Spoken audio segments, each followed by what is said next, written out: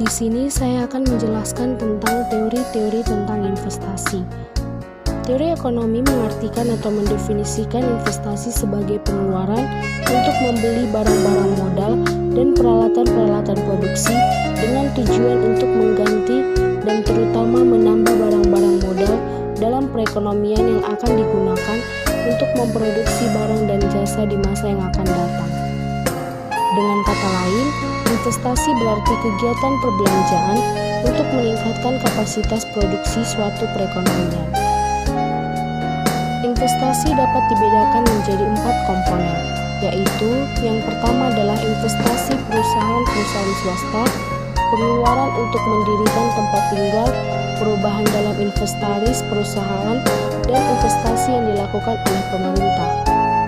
Tujuan pengusaha untuk mewujudkan alat-alat produksi tersebut adalah untuk memperoleh keuntungan dari kegiatan produksi yang dilakukannya di masa depan. Hal ini berarti investasi yang dilakukan di masa kini sangat erat hubungannya dengan prospek memperoleh untung di masa depan. Semakin cerah prospek untuk memperoleh keuntungan yang lumayan di masa depan, maka semakin tinggi investasi yang dilakukannya pada masa kini. Di samping itu, kegiatan investasi memungkinkan suatu masyarakat terus-menerus meningkatkan kegiatan ekonomi dan kesempatan kerja, meningkatkan pendapatan nasional, dan meningkatkan taraf kemakmuran masyarakat. Peranan ini bersumber dari 3 fungsi penting kegiatan investasi dalam perekonomian, yaitu yang pertama, investasi merupakan salah satu komponen dari pengeluaran agregat, sehingga kenaikan investasi akan meningkatkan permintaan agregat dan pendapatan nasional. Dan yang kedua, pertambahan barang modal sebagai akibat investasi akan menambahkan kapasitas memproduksi di masa depan, dan perkembangan ini akan menstimulir pertambahan produksi nasional serta kesempatan kerja. Yang ketiga adalah investasi selalu diikuti oleh perkembangan teknologi. Perkembangan ini akan memberi sumbangan penting terhadap peningkatan produktivitas dan pendapatan per kapita masyarakat. Beberapa teori dan jenis tentang investasi. Yang pertama, teori neoklasik. Klasik menekankan pentingnya tabungan sebagai sumber investasi. Investasi dipandang sebagai salah satu penggerak utama pertumbuhan ekonomi dan pembangunan. Semakin cepat perkembangan investasi ketimbang laju pertumbuhan penduduk, maka makin cepat perkembangan volume stok kapital rata-rata per tenaga kerja. Makin tinggi rasio kapital per tenaga kerja, cenderung semakin tinggi kapasitas produksi per tenaga kerja. Tokoh neoklasik adalah Solow dan Schwann, memusatkan perhatiannya pada bagaimana pertumbuhan penduduk, akumulasi kapital, kemajuan teknologi, dan output saling berinteraksi dalam proses pertumbuhan ekonomi. Yang kedua adalah teori Harrod-Domar. Harrod-Domar mempertahankan pendapat dari para ahli ekonomi sebelumnya yang merupakan gabungan dari pendapat kaum klasik dan Keynes. Beliau menekankan peranan pertumbuhan modal dalam menciptakan pertumbuhan ekonomi.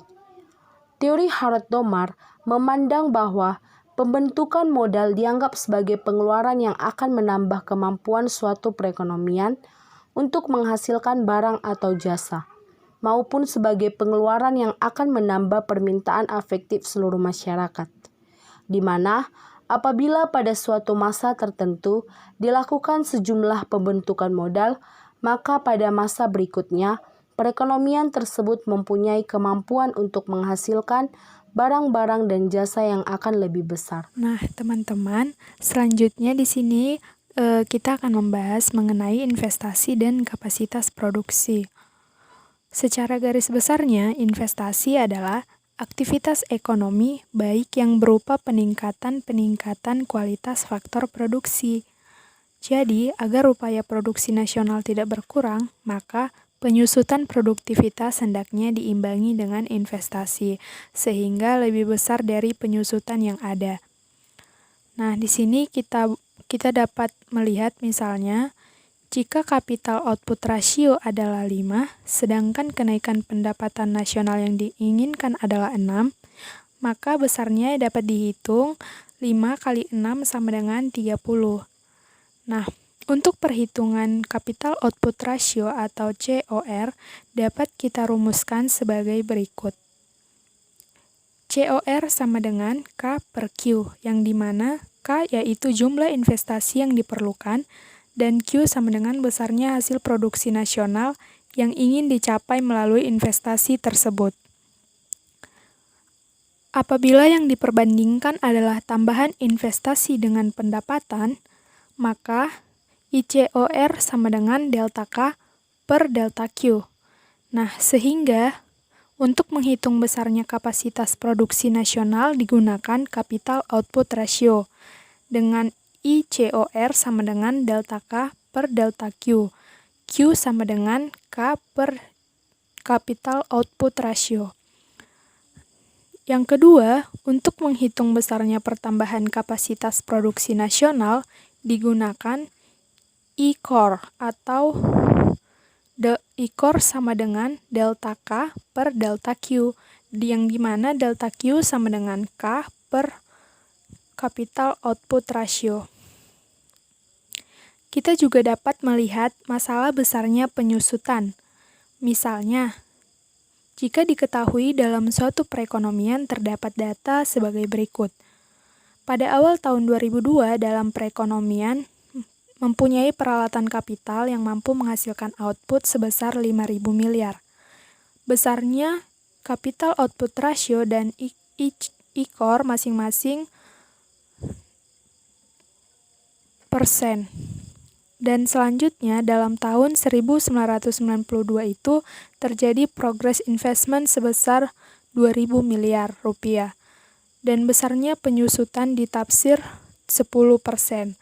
Maka di sini akan ditanya yang pertama yaitu berapa besarnya kapasitas produksi nasional perekonomian untuk tahun 2003, dan yang kedua, berapa besarnya penyusutan pada tahun 2003.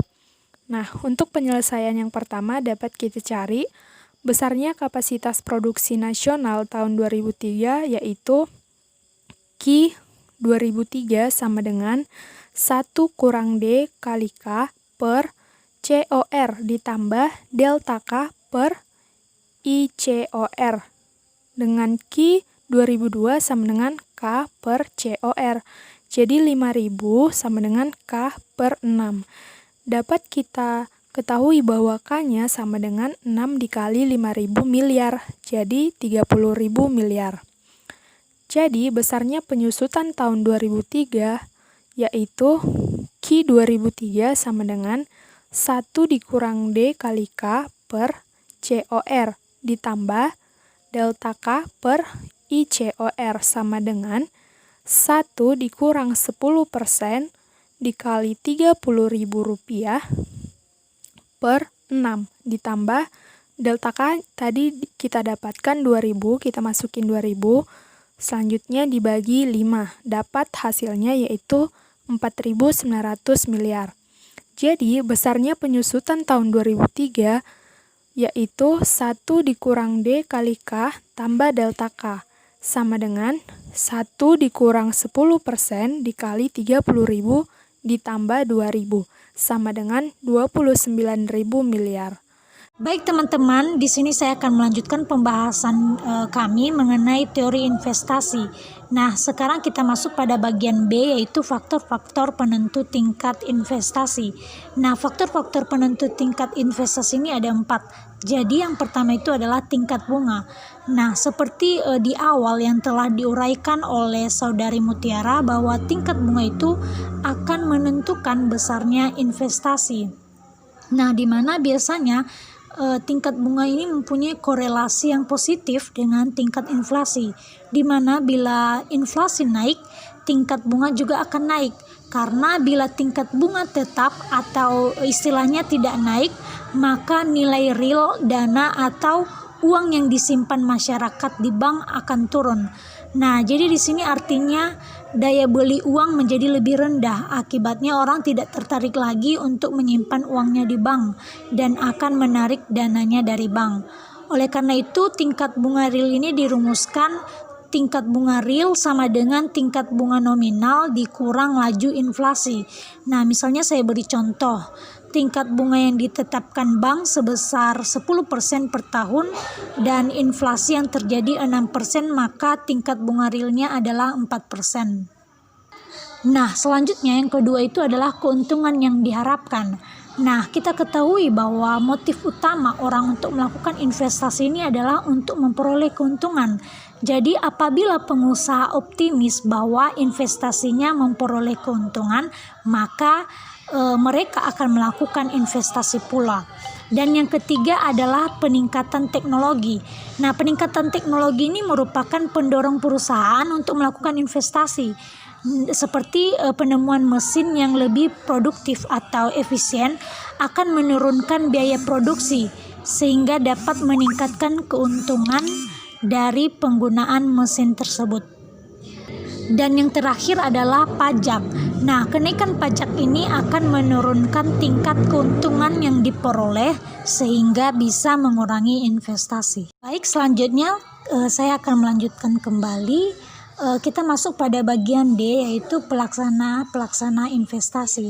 Nah, apabila kita melihat dari subjek yang akan melaksanakan investasi, pelaksananya ini dapat dibedakan menjadi 3, yaitu yang pertama adalah investasi pemerintah atau sering kita sebut public investment. Nah, pada umumnya investasi pemerintah ini dilakukan tidak dengan maksud untuk mendapatkan keuntungan, tetapi yang menjadi tujuan utamanya adalah untuk memenuhi kebutuhan masyarakat seperti pembangunan jalan, jembatan, bendungan, dan juga sebagainya. Dan investasi-investasi seperti ini sering disebut sebagai social overhead capital atau SOC. Dan yang kedua itu adalah investasi swasta atau sering disebut private investment. Nah, private investment ini adalah jenis investasi yang dilakukan swasta dan ditujukan untuk memperoleh pendapatan karena adanya pertambahan pendapatan pula. Nah, investasi swasta ini juga sering disebut sebagai include investment, di mana include investment ini adalah suatu investasi yang ditimbulkan oleh sebab bertambahnya permintaan yang sifatnya terletak pada penambahan pendapatan. Dan yang terakhir itu adalah investasi pemerintah dan swasta. Nah, investasi yang dilakukan oleh publik dan juga swasta ini adalah investasi luar negeri atau foreign investment. Nah, foreign investment ini disebabkan oleh perkembangan ekonomi di luar negeri. Jadi dengan adanya investasi jenis ini sangat memungkinkan dikembangkan dalam era globalisasi ekonomi, di mana batas wilayah ekonomi suatu negara menjadi tidak jelas, sehingga permasalahan yang ditimbulkan adalah bagaimana tiap-tiap negara itu dapat memberikan rangsangan agar investasi asing bisa masuk. Nah, demikianlah pembahasan materi kami mengenai teori investasi. Kiranya teman-teman semua dapat mengerti dan memahami serta pembahasan ini dapat bermanfaat. Terima kasih untuk teman-teman semua.